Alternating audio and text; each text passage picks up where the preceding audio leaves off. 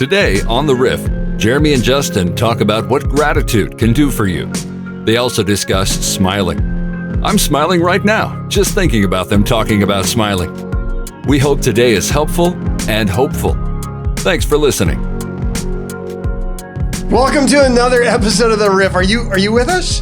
Yes. You were kind of looking around. I was just looking around. We got to stop. You know why you're looking around? Why? Because we still are getting used to this new studio. Isn't this great? It is great. I feel nervous. As you should. Yeah. Well, one, I would say if you're a Riff listener, not a Riff viewer, you probably didn't know, but now it makes a lot of sense that this new studio, it's just a better sound quality. It's like a hug for your eardrums. It is. Isn't it? It is. It is. Come a long embrace. Yeah. Now, but if you're a viewer, what do you think the first thing people notice is?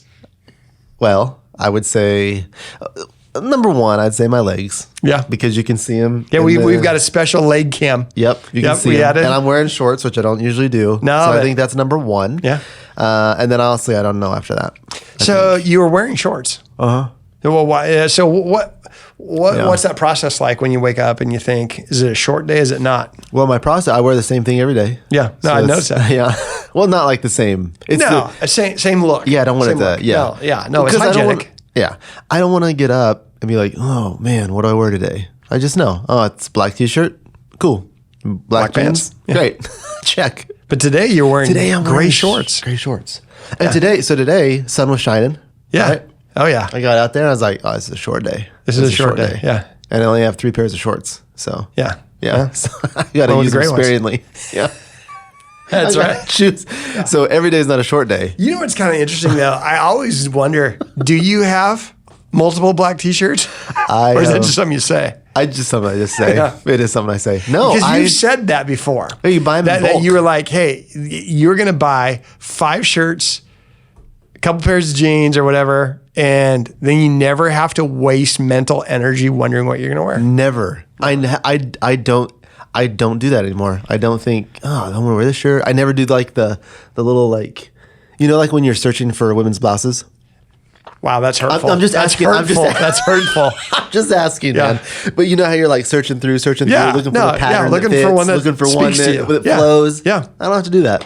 I just go in, I grab one shirt, put it on. I know it fits. I know it feels good. All of it. Yeah, no, I got to tell you, I thought we were done with the whole Jeremy shirts debacle. No. And then a couple weeks ago, it was the subject of our Saturday night message review. Zach Kaufman. Really? I don't know if it was a fit of jealousy. I think it was. I don't know what the situation was, but he had nothing to say about the message, everything to say about the shirt I was wearing. And quite frankly, I want to have an open heart. I just disagreed with him. And I'm glad you did. I said, hey, Zach, I hear, I care. You've got a voice, but you don't have a vote. I just had to say that to him. So, all right. Well, I know what kind of got us. The Riff neon sign, if you're a viewer, the neon sign today. So it's pretty. Anyway, thanks for joining us today on The Riff. I want to talk about this idea of gratitude today. I was thinking about that.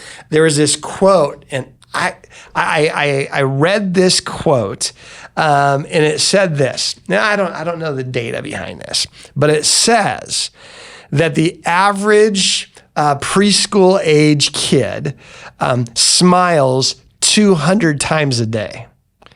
And that the average adult, full-grown adult, smiles 20 times a day. Wow. So somewhere along the line, we lose 180 smiles. Wow. Isn't that crazy? That is crazy. How many times do you think you smile a day? I'm going to go with 56. That's a guess. Oh, you're a grinner. I am a grinner. You're a grinner. However, listen, it's like a classic, 1936. And for some reason, I never read it until now. I know the reason. Book? I know the reason. Yeah. How to Win Friends and Influence People. Dale Carnegie. It's a classic. Yeah. But I don't want to read that because it's like the title's horrible. It's like a networking title. I'm like, network with, it's brilliant. How to trick people to like me. Sell more, sell faster. It's not. But he has a whole chapter on smiling. Is that where the quote came from? I don't think so. Okay. But I love it. And I just did it recently. I read it recently. But it's, yeah. And as he's walking through it, I'm like, I wonder. And I've had people say, hey, are you mad? I'm like, no. I'm like, well, you look mad. I'm like, well, you could probably smile more. Yeah. So smiling. I got an issue with smiling. Okay. I've never shared right. this. Oh. I've never shared this to our Riff Raff. Okay. All right. When I was in college, I went to Bible college, and I say that as like I'm just revealing a part of me no one ever has heard, right? So, some people might wonder, how do you like become a pastor, right? And part of it is you have preaching classes, and it's kind of a funny deal. Like you have in the course that I was in, the preaching course, is we all had 3 different genres of messages, types of sermons, and we would be assigned the genre, and then we'd have to find a text. So it could be like a topical sermon, right? Or it could be an expository, like just more of a Bible study, whatever it might be. So 3 different types. So we'd learn them, we'd study them in class, but then the bulk of the class is you had to present a 10-minute message, 8 to 10-minute message to your peers. And your peers graded you on these things. And not only did they grade you, which is intimidating enough, there's comment sections under each category. I think I might have shared this because this is all coming back to me. I think you've shared this. I shared this. There's a guy, and I know his name. His name is Scott. And Scott Kuhn. Scott, I don't know if you're part of the Riff Raff. I don't know if the Lord has done a work in your heart since those days, because there was a day where I spoke this message to my peers, and it was like I had a couple of friends I had already pre-programmed. You come to the front, at the end and give your heart to Christ. You come and get saved. You come and get healed. All the things that you do when you're 19 years old or whatever. And so, this is like, I'm not comfortable with this. I'm giving it my all. And I get the comment back. And Scott Kuhn, he writes, "Your smile is so distracting." And I was so mad at him.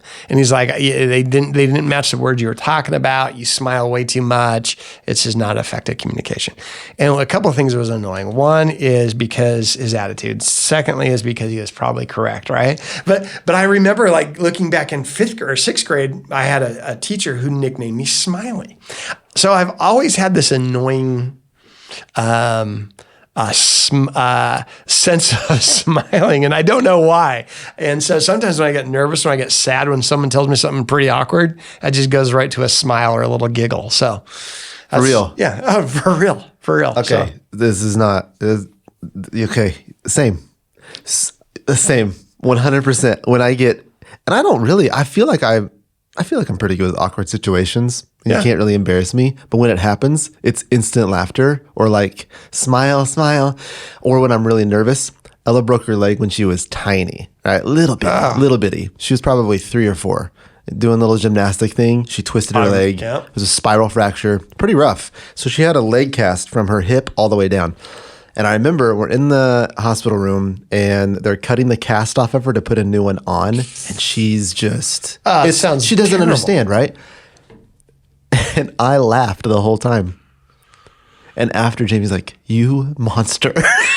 I'm like, no. I don't know what to do. I don't know what to do in that. I'm so nervous and like, I don't want to cry. Do I want to cry? It's okay. It didn't work well, but yeah. So it's interesting you say that because I got a tendency to do the same thing. So some are smilers, some are natural smilers, some are nervous smilers, but the science of smiling, there's something, that happens on the inside of us when we just posture ourselves to look upon something with joy or kindness, and smiling is that. And I also know when I walk by someone who has a smiling face, as I'm preaching, often, I'll bounce and some people will be like, "Oh, you were staring at me when you were speaking." And I just kind of bounce different places.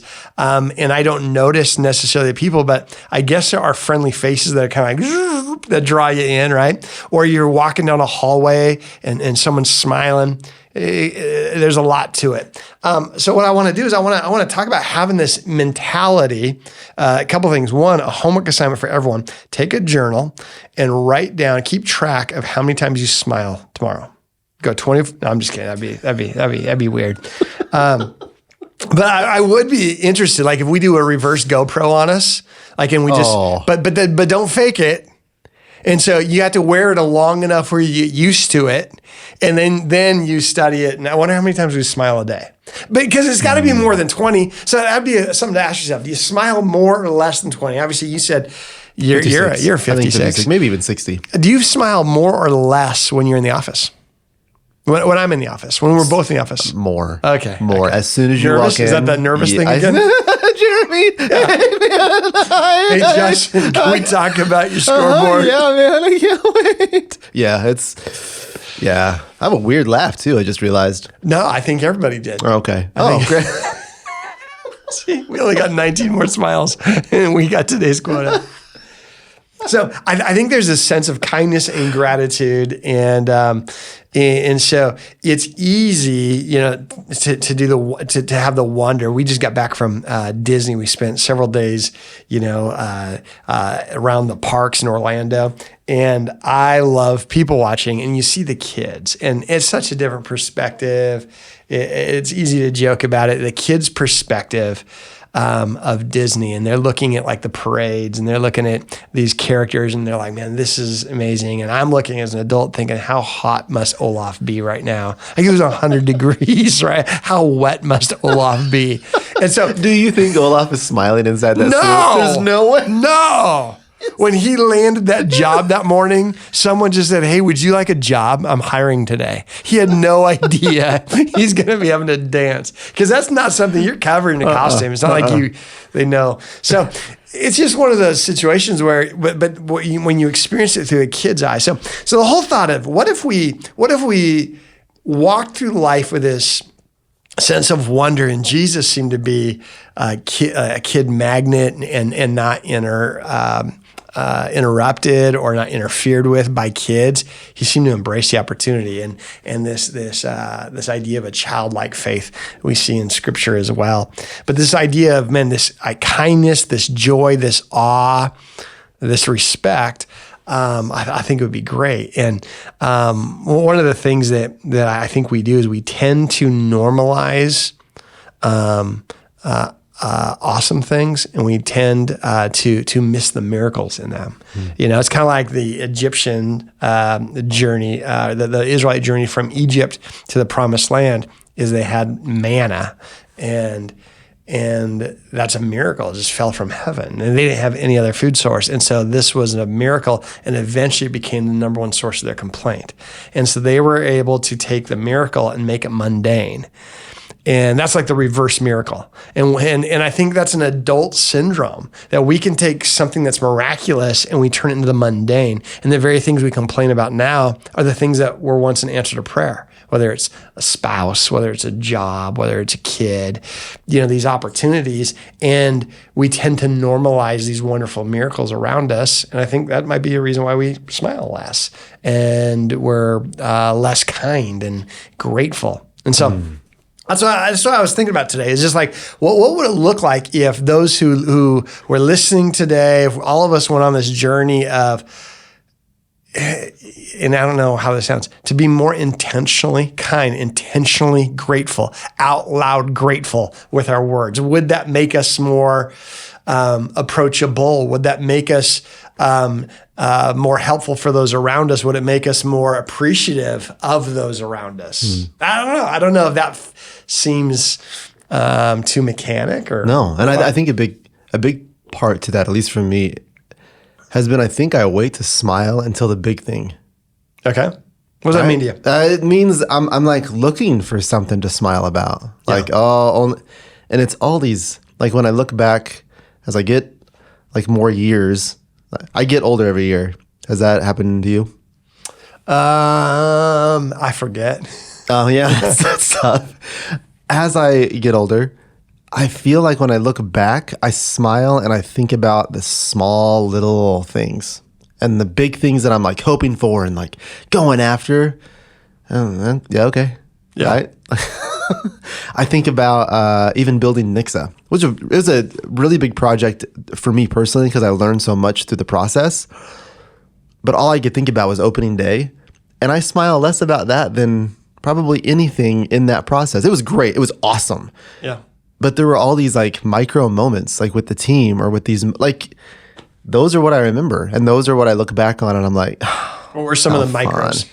oh man. Well, ER is so passionate. If you know ER, he's just a fun guy to know. That's how you pronounce his name? You've been calling him No, it's ER. There's a dot? Yeah. Well, I don't think there's a dot. He's a rebel.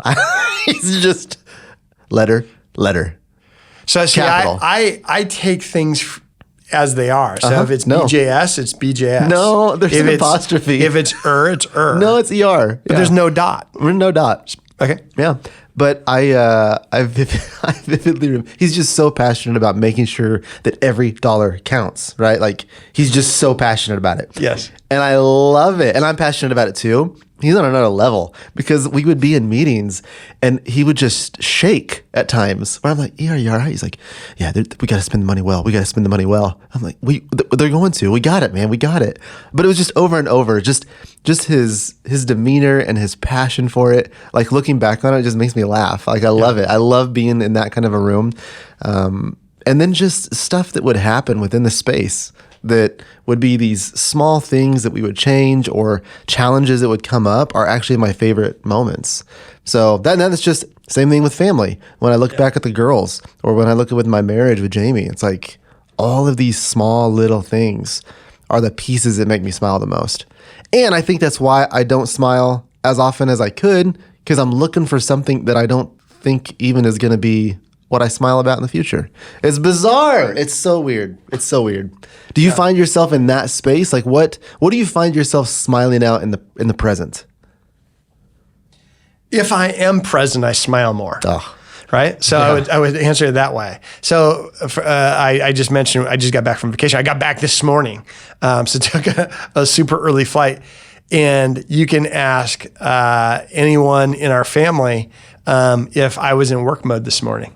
100%. So we get up, we get out. It's like, it's a work day and it's a total different deal. So the last 4 days, I've just been like, oh, cool. Looking at the food, looking at the people, having fun with all the moments because I'm very present. And I slip into this sense of future. And it's tough to smile at the future if we feel we're having to do things to get it, to create it, to control it, or those kind of things. And so it's easy for me to smile when I realize I'm not trying to create something, I'm not trying to manufacture something, I'm just here present. And so I would think my best conversations where I smile the most would be conversations where I'm not needing something from you and I'm not trying to do something for you. I'm just with you. Right?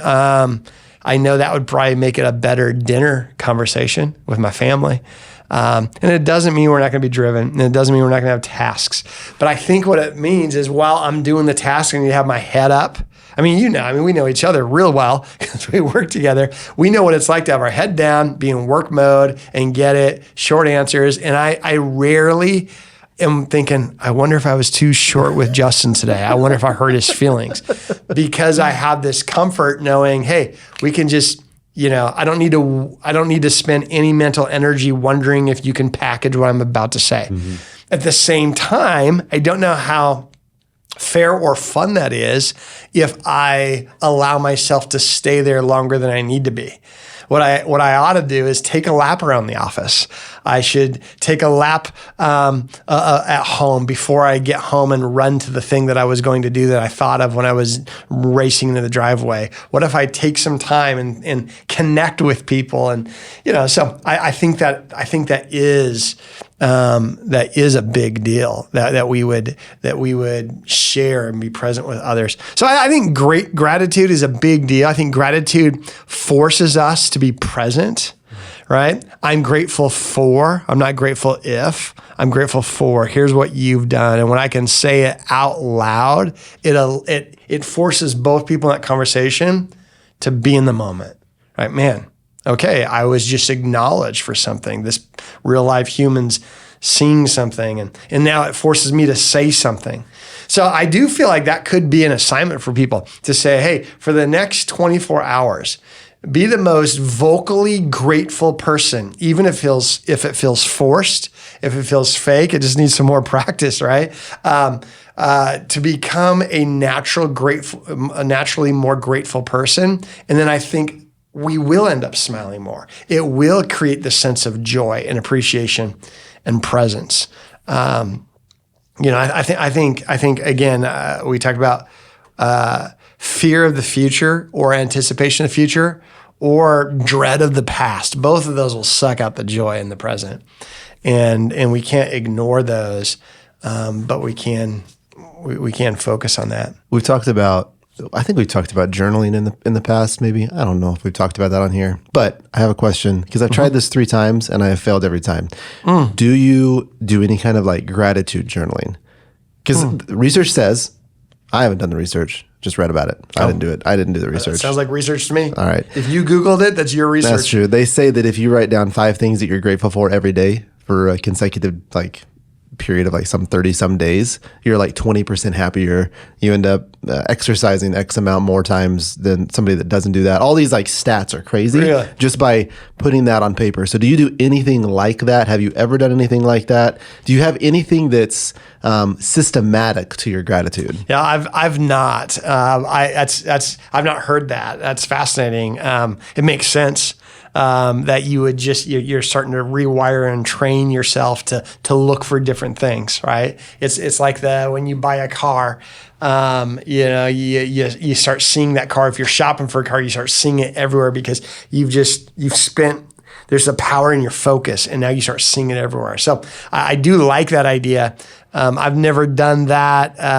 I've journaled on gratitude, and for me, a journal would be basically writing down a prayer often. Either just a prayer to God, and so I've done some that were focused on gratitude. But I like that idea, that systematic one. So I think it could be helpful. You were saying that it happens with cars.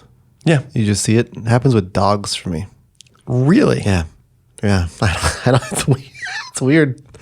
I'll see a dog. Like if you're shopping for a dog? No, I'll see a dog and be like, that's a cute little dog. Is it the same dog that follows you around? Well, now you just say that.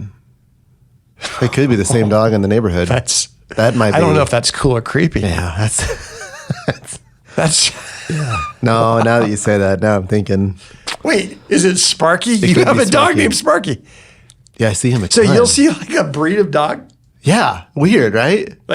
Every time you peek into someone's fence, or how's that work? Yes. I usually don't peek. I climb and do kind of a Wilson the neighbor. Yeah. It's less creepy. But when we got Sparky, he's a part Bernese mountain dog. And then I don't remember ever seeing a Bernese mountain dog. No. And I've seen 5 in our neighborhood. I said, when we go to the park, I'll see one every time. Dime a dozen. Dime a dozen. Yeah. And they're all over the place. Yeah. So that's not what the salespeople tell you. Oh, what a rare breed! This is one of those Bernese mountain dogs. Yeah, so I know what you're saying. Wow. Yeah. No, I've never noticed that with dogs. Yeah. So, I just got an Mahomes jerseys all the time. As a matter of fact, here's another homework assignment. We're just doling out homework. You just notice. I bet you'll notice 6 Mahomes jerseys in the next week. Just because of this conversation here. Yeah, and you didn't even know anyone liked Mahomes. Nope, and now? Yeah. I bet you'll notice. All over the place. Taylor Swift and Travis Kelce pictures. Really? Yeah, you'll start noticing now. All right, those two. Now that I've said that. So keep an eye out for Bernese Mountain Dogs, Mahomes jerseys. Yeah, Travis Kelce. Kelsey Swift. Yeah. Okay. Yeah, I think so. So I do think it'd be good. That gratitude journal. How many days? You said 30 days? I don't know. It's it's a consecutive amount of days that I don't know. Again, what if we started with one day of 30 things?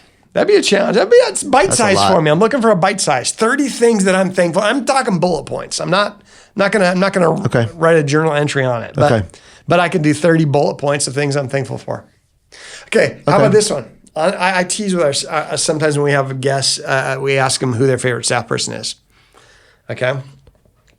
Who is someone on our staff that you feel like is the smiles more than any other staff member, and present company excluded? We can't call each other out. Myself or you? Because I was going to call me. I know. I was going to call me too. Yeah, I was going Terrell. Terrell's a smiler. He's a smiler, and here's the deal. If you ever sit down with Terrell over a meal or even just a discussion, he has this thing that he does that I feel like I am the only thing that matters at that moment. He's so good at eye contact and being present and smiling at the right time. I love going to lunch with him, and I don't think he gets anything from it. I just love it. I love it because I'm like, I walk out and I'm like, that guy, he really digs me. He really likes me. To be honest, I've given him the assignment of mentoring you. So I said, will you take Justin to lunch once a month and just listen to him? Pretend like you're fascinated. It works, man. It works because he does a great job with it. I got a story on Terrell. We talk about this and stuff. So, it's Jamie. Jamie's got the story. She's the one that told us this story. Was she? Yes, from the wedding. So at Terrell's, tell that story. God. That's a good story. Okay, so Terrell married. What's her name? What is her name? What's her toes? Sydney. My daughter. Sydney. My youngest. Yeah. Your daughter. So at the wedding, we get seated by this sweet woman. I don't know who she is. Never seen her. Jamie's next to me, and then she's next to Jamie. And Jamie's talking to her, and I can't really hear the conversation. And I tap Jamie on the shoulder. I'm like, hey, who is she? And Jamie has like tears in her eyes. And she was like, just a minute. I'm like, oh, okay. Like, what's happening?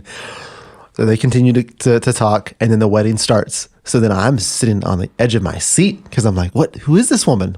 I don't know. And I can't now interrupt the wedding because it was a beautiful moment. It was a beautiful moment. So the wedding happens.